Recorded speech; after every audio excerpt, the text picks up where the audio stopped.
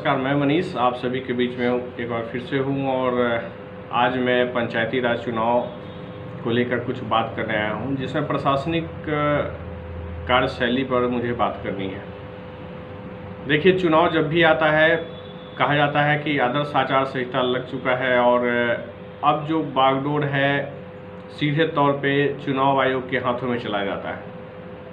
लेकिन यह पंचायत चुनाव है, इसमें नगरीय क्षेत्र नहीं आते हैं, इसके कारण इसमें बहुत सारी प्रशासनिक फेरबदल होगी, बहुत सारी बातें होती हैं। फिर भी यह बात समझ में नहीं आती है कि बिहार में जिस प्रकार से अवैध कारोबार चल रहा है, अवैध हथियारों का जगीरा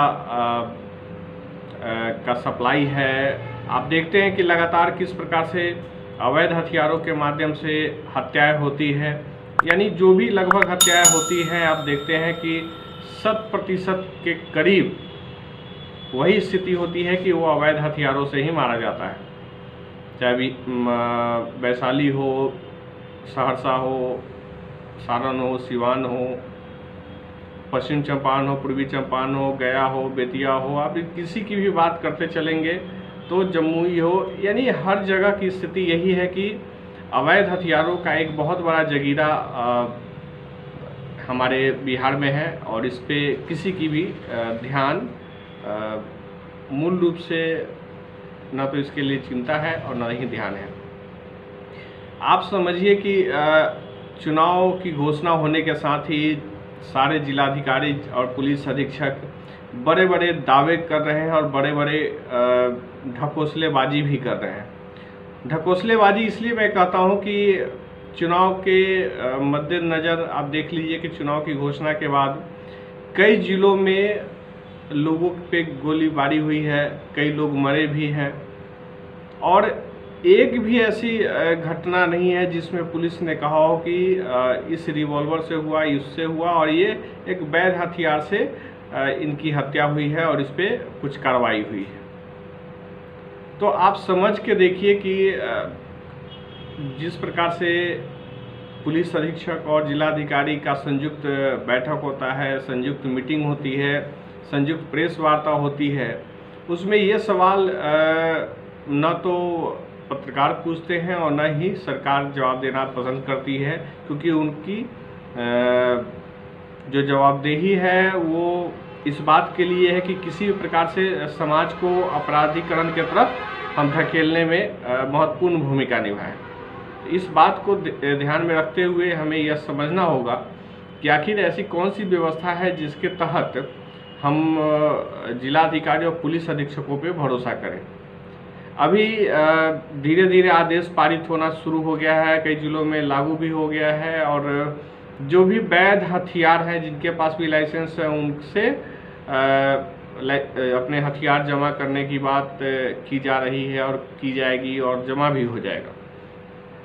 लेकिन आपके वैध हथियार देने से ज़्यादा अवैध हथियारों का जो हर जिलों में एक बड़ा सा संकलन है, उसके बारे में ना तो जिलाधिकारी कुछ बोल रहे हैं और ना ही पुलिस अधीक्षक। क्या इन हथियारों के बल पे जो हत्या होती है, लूट होती है और चुनाव भी प्रभावित किए जाएंगे, क्या इनकी जवाबदेही क्या 100% है जिलाधिकारी के पास?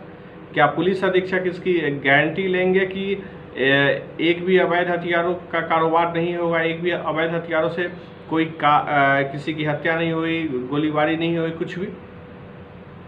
जब हमारी सरकार वैध चीज़ों पे ही अंकुश लगाने में अपने आप को महारत हासिल करती है, अपने आप को विजयी समझती है और सरकार भी जिलाधिकारियों पुलिस अधीक्षक का पीठ थपथपाती है कि वैध हथियारों को उन्होंने जमा करवा लिया, तो इसमें वाहवाही जैसी कोई चीज़ नहीं है। वैध हथियारों का एक रिकॉर्ड है आपके पास कि आपने किसको दिया, नहीं दिया, सारी इन्फॉर्मेशन है। किसी के बंदूक से अगर गोली चलती है, किसी के भी हथियार से गोली चलेगी तो उसकी पूरी जांच व्यवस्था हो जाएगी। लेकिन अवैध हथियारों का और अवैध गोलीबारी का रिकॉर्ड किसके पास है और क्यों है या क्यों नहीं है? क्या इस विषय में कभी हमारे पुलिस अधीक्षक, प्रशासनिक पदाधिकारी कभी इस पे सवाल करते हैं, इसका जवाब देते हैं? क्या उन्हें इस बारे में चिंता है? बयान जारी करने से पहले एक बार ही पुलिस अधीक्षक यह नहीं सोचते हैं कि मैं बोल क्या रहा हूँ। सरासर झूठा मुझे लगता है कि प्रेस वार्ताएं होती है और जिलाधिकारी के नेतृत्व में प्रेस वार्ता हो रही हैं अभी, और सारे के सारे पदाधिकारियों की स्थिति आप यही देखेंगे कि वो संयुक्त रूप से दोनों बैठ करके झूठ बोलते हैं। इस बात की गारंटी तो दी जाए कि मैं अवैध हथियारों का प्रयोग नहीं होने दूंगा। क्या इसकी कोई गारंटी और कुछ भी है? आप देखिए कि कल शाम में भी वैशाली जिला में एक लड़के को गोली मारा गया। जमीनी विवाद बीच में आया, लेकिन विवाद कुछ भी हो, क्या जो गोली चली, जिस हथियार से चलाया गया, क्या वैध है? चुनाव आचार संहिता लगा हुआ है, उसके बावजूद अगर अवैध हथियारों का एक बेहतर नमूना आपके बीच आता है तो ऐसे प्रशासनिक अधिकारियों पे हम आप कैसे भरोसा करें? कल हमें और आपको गोली कोई ना मार दे, इसकी क्या गारंटी कोई देगा? क्या संविधान इतनी सुरक्षा की गारंटी उपलब्ध कराता है कि हम एक ऐसी व्यवस्था आपके साथ देंगे जो सुरक्षा प्रदान करेगा? आप याद करिए, बहुत सारे लोग हमेशा जेड सिक्योरिटी की बात करते हैं, तो वाई सिक्योरिटी चाहिए, तो ए सिक्योरिटी चाहिए, फलान ठेकान करते रहते हैं। बहुत सारे नेताओं के लिए भी मांग लिया जाता है, बहुत सारे अपने लिए भी आवेदन करते हैं। क्या इंदिरा गांधी प्रधानमंत्री थी और पूरे देश की सुरक्षा व्यवस्था थी, उस समय वो मारी गई, तो कौन सी व्यवस्था हमने इस देश में लागू किया है? राजीव गांधी एक प्रधानमंत्री होते हुए उस काल में जब चुनावी दौरे में थे, उस काल में अगर वो गोली बम से उड़ा दिए जाते हैं तो कौन सी व्यवस्था थी? सिक्योरिटी तो रही होगी। यानी हमने अपने सिस्टम को इतना संकीर्ण बना दिया है कि बहुत सारी व्यवस्थाओं पे हमने काम करना सोचा भी नहीं, और ना ही हमारे प्रशासनिक और राजनीतिक लोगों की इच्छा शक्ति है, या सदन या संविधान की इच्छा शक्ति ही नहीं है कि वह इस ओर भी काम करे।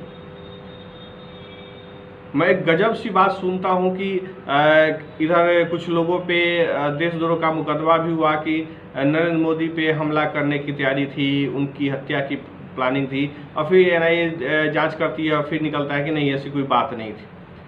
आप क्यों सब गुफे फेंकते हैं और हर बात को एक व्यक्ति के विशेष के रूप में कंसंट्रेशन लोगों का जमा करके रखना चाहते हैं?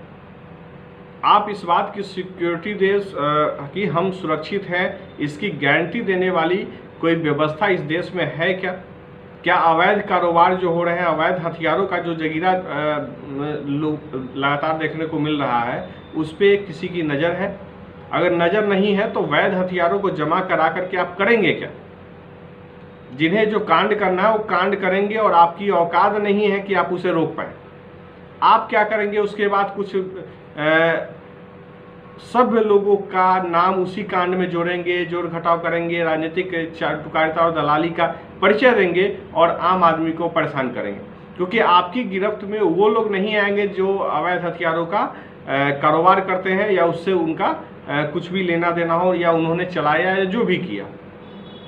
तो मैं इसी बात को लेकर के आज आया था कि भाई अवैध हथियारों का जो भी खेल चलता है इस देश में, इस राज्य में, उस पर अंकुश लगाने वाली क्या कोई सिस्टम है, या जिलाधिकारी पुलिस अधीक्षक जो बोलते हैं वो सिर्फ 420 ही है? एक सभ्य समाज को सिर्फ डराने के लिए ये पुलिस अधीक्षक और जिलाधिकारी संयुक्त वार्ता करते हैं और सिर्फ झूठ बोलते हैं। बहुत बहुत शुक्रिया, बहुत बहुत धन्यवाद आप सभी का।